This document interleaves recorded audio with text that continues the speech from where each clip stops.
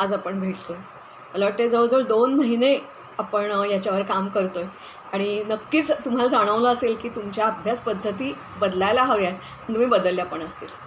आज सुरुवात करताना गेले 2-3 वेळा मी तुम्हाला सारखी सांगते की कॉम्बिनेशन करा अनेक गोष्टींचं आणि झोपेत अभ्यास करता येईल का याचा विचार करा. तुमच्यापैकी किती जणांनी केला मला माहिती नाही, पण आज मी केवळ आणि केवळ त्याच्यावरच बोलणार आहे. तुम्ही म्हणाल की काय बाई झोपेतसुद्धा आम्हाला सोडत नाही का?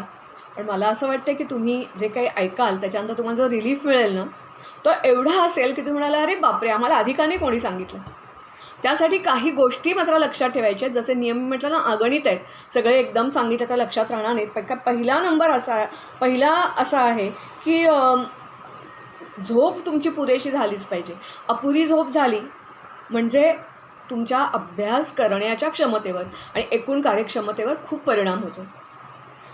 उंदरांवर जेव्हा प्रयोग केला गेला तेव्हा असं आढळलं की शेवटी तर त्यांच्यावर उपासमारीची वेळ आली, ते सगळं विसरूनच गेले. त्यामुळे रात्री झोपून मी अभ्यास करतो ही जी फुशारकी काही जणं मारत असतील ती त्यांनी ताबडतोब बंद करायची.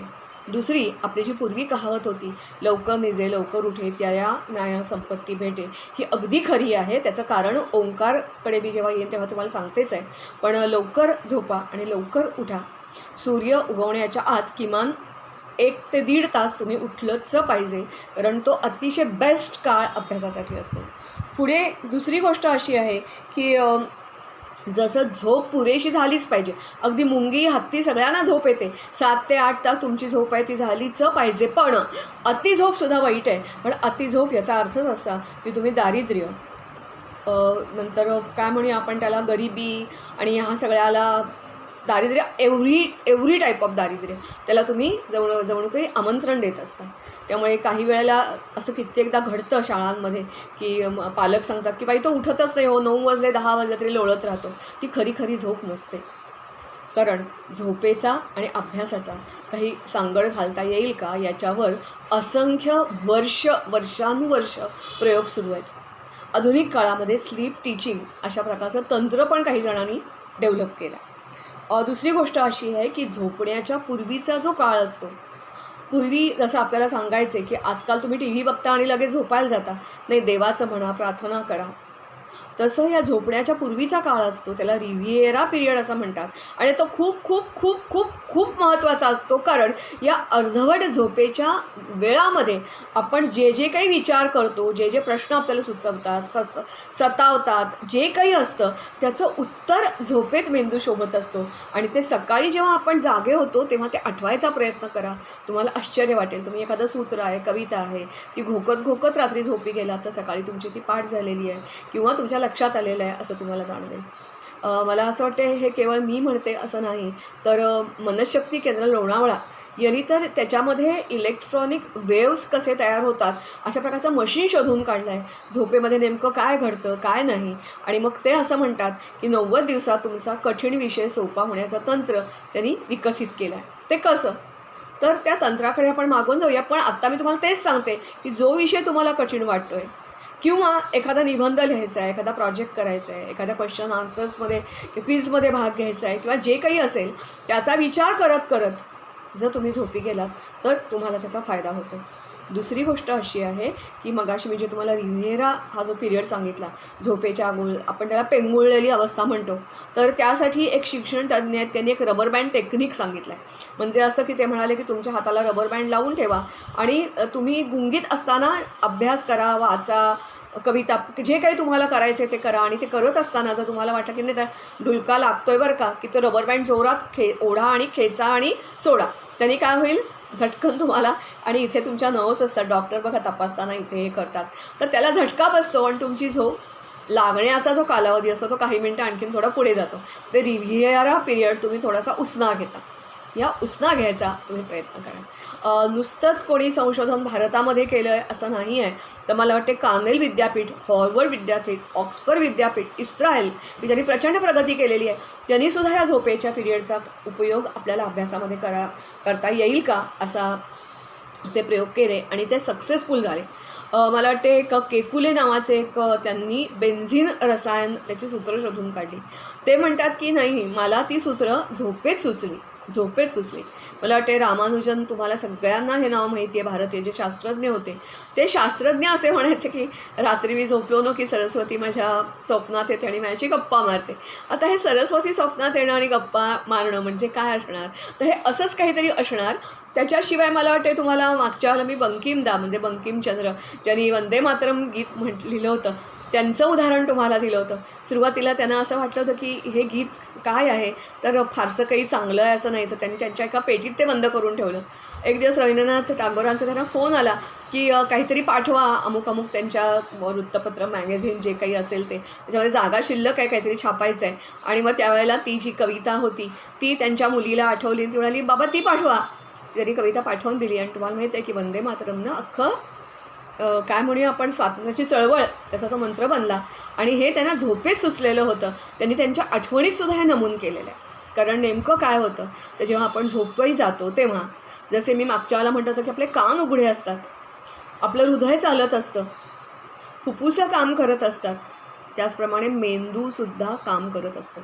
तुम्हाला अभ्यास करताना जी शांतता लागते की नाही, ती शांतता तुम्हाला झोपेच्या काळात आपोआप मिळते. बाकीचे सगळे आजूबाजूचे व्यवहार थांबलेले असतात, पूर्ण शांत असतं.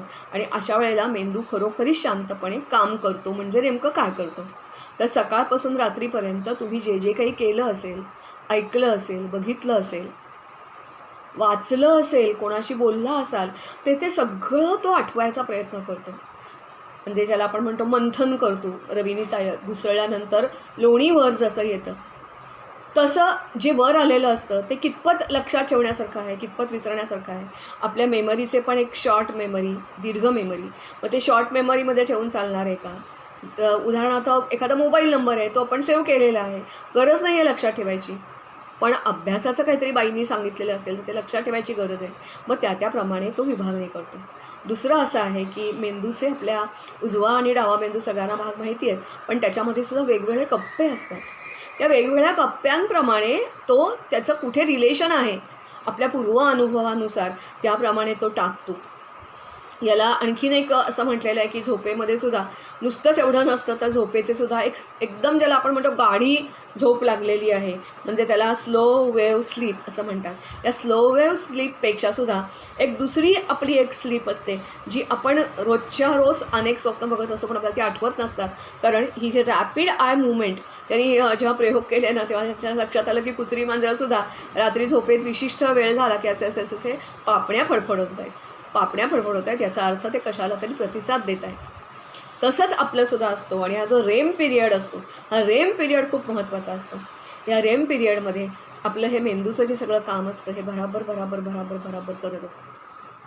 आणि मग आपल्याला, आपण जे रात्री झोपताना केलं, ऐकलं, वाचलं, ते सकाळी आठवतं, कायमचं मेमरीत राहतं. मात्र परत तुम्ही विसरता की एखादी गोष्ट वापरली नाही तर ती गंजून जाते. आपल्याला, मला वाटते तिथं म्हण सगळ्यांना माहिती आहे की घोड्याचा नाल नाही फिरला तर काय होईल, घोडा नाही फिरला तर काय होईल, भाकरी नाही परतली तर काय होईल. त्यामुळे ही जी काही मेमरीत साठवलेली गोष्ट असते ती जशी सकाळी आठवायची तशी परत आठवायला पाहिजे. म्हणजे मग ती आपली कायमच्या, ज्याला आपण लॉंग लास्टिंग मेमरी म्हणतो, त्याच्यामध्ये जाते.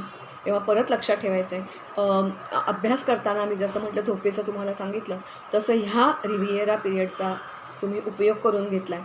त्याला एक निद्रापूर्व शिक्षण नावाचे प्रयोग ज्या मनशक्ती केंद्रामध्ये केले गेले, तर त्यांच्या असं लक्षात आलं की तुम्हाला विज्ञानाचे, तुम्ही विद्यार्थी आहात, सगळ्यांना माहीत आहे की आपल्या पेशी ज्या असतात ह्या रोजच्या रोज लाखोनी मरत असतात आणि नवीन जिवंत होत असतात.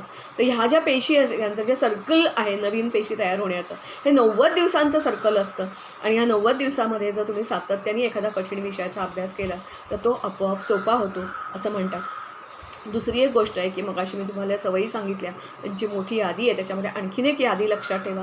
ते म्हणजे जेव्हा केव्हा तुम्ही अभ्यासाला सुरुवात कराल, तुम्ही ओंकार आणि गायत्री मंत्र म्हणा.